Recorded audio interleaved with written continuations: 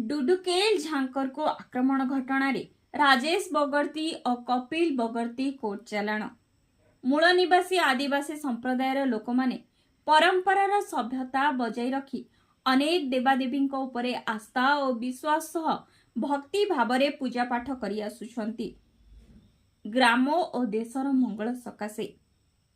किंतु किछि मुसीमेय नेतांक इंगितरे पड़ी किछि असाधु दुर्बृत्त ठिकादार माने निजर स्वार्थ साधना पाई देवादेवी मंदिर गुड़ी को विरोधाचरण सहित असामाजिक काम करिथिबा नै आदिवासी समाजर आस्थार प्रतीक उपरे घोर अपमान कार्य करिथिबा एपरि घटना देखिबाकू मिलिछि कलाहांडी जिला गोलामुंडा थाना अंतर्गत डुडुकेल ग्राम रे। एक सरल निरीह निर्दोष आदिवासी वृद्ध रतन झांकर को निर्मम माड़ मारिबा सहित मरणात्मक आक्रमण करिथिबा घटना को नहीं आदिवासी समाज और ग्रामवासी दुख प्रकाश करिसंती। सूचना योग्य वृद्ध जनक आदिवासी कंध संप्रदाय झांकर रतन भोई बयस 64 वर्ष स्वर्गत पिता निछाल भोई गत तारीख 14/10/2025 मंगलवार संध्या 5 घंटा समय ग्राम बस्ती पड़ारू निज घर को जाउथिबा समय आसामी राजेश बगर्ती और कपिल बगर्ती देवीगुड़ी पाखरे पाइखाना तैयारी करुथुबा कथा को नहीं मना करिबारु दुर्बृत्त ठिकादार माने रागरे जरजर ही उक्त निरीह वृद्ध आदिवासी रतन भोई को जातियाण आक्षेप और अशालीन भाषा रे गालीगुलज करी पिंधिला चपल काढ़ी बीच रास्ता रे निर्धूम माड़ मारिबा सहित मरणात्मक आक्रमण करिथिले एवं भविष्यत रे जीवन रे मारी देबार मध्य धमक देथिले। ठीक एही समय रे घटना स्थल रे ग्रामर मंटू नायक दयानिधि भत्रिया प्रभा बाग उक्त आसामी ठारू वृद्ध रतन भोईंक जीवन को बंचाई थिबार दृश्य मोबाइल वीडियो क्लिप सह प्राप्त सूचना जना पड़ी। परे आदिवासी वृद्ध झांकर रतन भोई जीवनर सुरक्षा पाई गोलामुंडा पुलिस थाना रे लिखित एतला देइथिले। उक्त घटना को केंद्र करी गोलामुंडा पुलिस थाना आईआईसी चंद्रहास्य साहू डुडुकेल ग्राम को जाई आसामी राजेश बगर्ती और कपिल बगर्ती को हाजत को आनी भारतीय न्याय संहिता अनुଯାयी पीएस केस नंबर 154 तारीख 15/10/25 यूएएस 296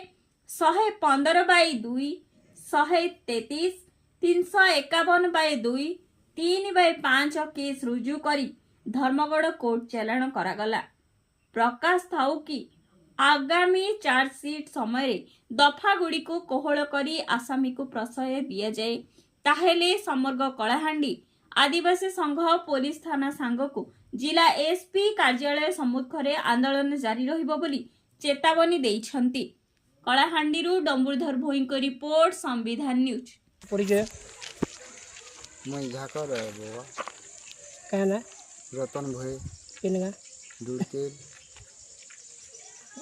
घटनाटा काण हैला घटनाटा है जिन लेटिंग करवाटा हाथे की बार छाड़ दी कर सेवाटा हाथे बड़ा हा बोल करी कहली आर मुई जे थिल ना से क्लब पता आर मके धरी आनी करी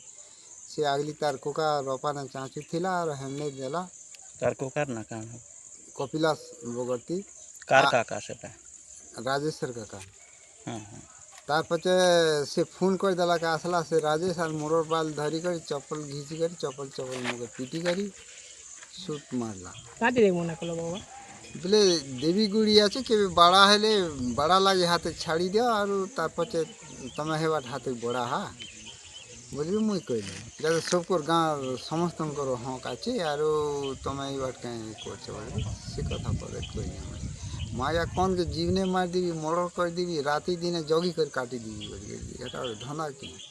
ए के कहला इटा राजेश कहला और कपिला सभी आर काणा कले से माने जहाँ पीटल तन के मुई विभोल हिगली तन के मंटू थिले मंटू छड़े देला बोले मोर जीवन कहाँ ती पिटे चपल न पीटले आर काणा कहले चपल न पीटले बी घोसिली तन के मौका से मंटू छड़े देला से मने न सारी हले से मुई से बट सारी करी हने थेबलिया तार पचे जे चाहे आर काणा धमक दिखन के तुमके हाँ राती दिन जई कर काटी कर पकई देमु मां या कौन के बोली